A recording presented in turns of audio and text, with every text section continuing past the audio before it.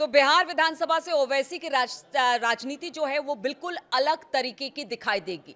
नमस्कार, मैं हूं नीलू। ऐसा हम इसलिए कह रहे हैं कि देखिए, साल 2020 में एआईएमआईएम की सफलता मुख्य रूप से सीमांचल बेल्ट, जिसमें कि अररिया, किशनगंज, कटिहार और पूर्णिया आती है, तक सीमित थी। लेकिन इस बार ओवैसी नए मैदानों में अब किस्मत आजमाते हुए नजर आएंगे।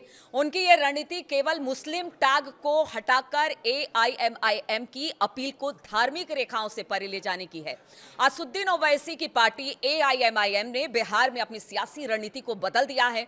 पार्टी सीमांचल केंद्रित नजरिए से हटकर अब व्यापक सामाजिक प्रयोग की ओर आगे बढ़ रही है। इसलिए हम कह रहे हैं ऐसा, वो भी आपको बताते हैं। तो आगामी विधानसभा चुनाव के लिए पार्टी की 32 उम्मीदवारों की लिस्ट में एक अनोखा मिश्रण देखने को मिल रहा है, जिसमें कट्टर हिंदू नेता से लेकर विवादास्पद मुस्लिम नेता तक शामिल हैं। ये सभी उम्मीदवार राजनीतिक संदेश देने के लिए चुने गए। ओवैसी ने यह कदम केंद्रीय और उत्तरी बिहार में पार्टी की उपस्थिति का विस्तार करने में के मकसद से उठाया है। एआईएमआईएम ने ढाका यानी कि पूर्वी चंपारण में पड़ने वाला एक इलाका, जहां पर राणा रंजीत को टिकट दिया है, जो अपने आई लव महादेव के नारे के लिए जाने पहचाने जाते हैं।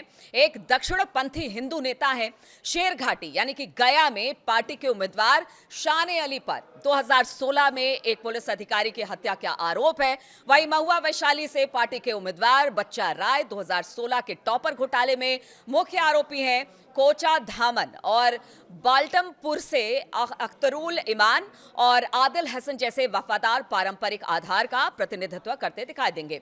ओवैसी के हालिया महुआ यानी कि जो वैशाली में पड़ता है और ढाका यानी कि पूर्वी चंपारण की यात्राएं मध्य और उत्तरी बिहार में पार्टी की उपस्थिति का विस्तार करने के उनके इरादे को साफ तौर से दिखाता है। ओवैसी ने 32 उम्मीदवारों की सूची जारी की है, जिसमें से ज्यादातर सीटें परंपरागत रूप से महागठबंधन के गढ़ की रही है।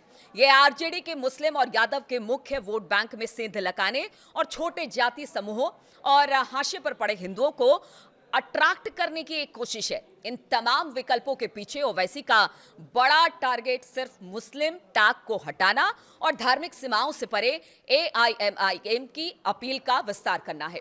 ढाका और महुआ में उनके हाल के जो दौरे हैं वो जाति आधारित समुदाय, पिछड़े समूहों और यहां तक कि निराश हिंदू मतदाताओं तक पहुंचने के इस बदलाव को उजागर करता है, यानी कि दिखाता है, जो एनडीए और महागठबंधन दोनों द्वारा अनदेखा महसूस करते हैं। अगर छोटे गठबंधनों की बात की जाए तो उनकी ओर भी रुख 2020 के उलट अब एआईएमआईएम के मायावती की बीएसपी और आरएलएसपी के साथ गठबंधन किया था। इस बार ओवैसी छोटे जाति गठबंधनों को बनाने की संभावना तलाश रहे हैं।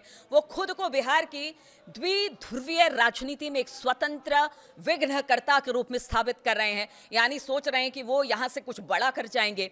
अगर बात की जाए तेज प्रताप यादव की, तो उसके गठबंधन की बातचीत उनके साथ नहीं हुई, सफल नहीं हुई, क्योंकि ओवैसी ने महुआ सीट से राय को मैदान में उतारा है और तेज प्रताप खुद उसी सीट से चुनाव भी लड़ रहे हैं। अब देखिए, शुरुआत तो यही ओवैसी आए थे आरजेडी के साथ चुनाव लड़ने के लिए कि उन्हीं के साथ गठबंधन करके चुनाव लड़ेंगे। अब यहां से वो आरजेडी के खिलाफ ही वोट काटने का काम करें, जैसा कि आरजेडी कहती रही है। अब देखना होगा जिस तरह से उम्मीदवार ओवैसी ने उतारे हैं वो आरजेडी को कितना डेंट पहुंचाते हैं, क्योंकि उन पर आरोप लगते हैं कि वो बीजेपी की बी टीम है। हालांकि वो ए बी से हमेशा इनकार करते हैं, लेकिन आरजेडी के लिए जरूर डेंट का काम करेंगे। और अब तो देखिए, वो सीमांचल से अलग हटकर अलग अलग जगहों पर भी अपने उम्मीदवार उतार रहे हैं। अब कितनी दिक्कत किन पार्टियों के लिए ओवैसी करेंगे, ये तो चुनाव के बाद ही पता चलेगा।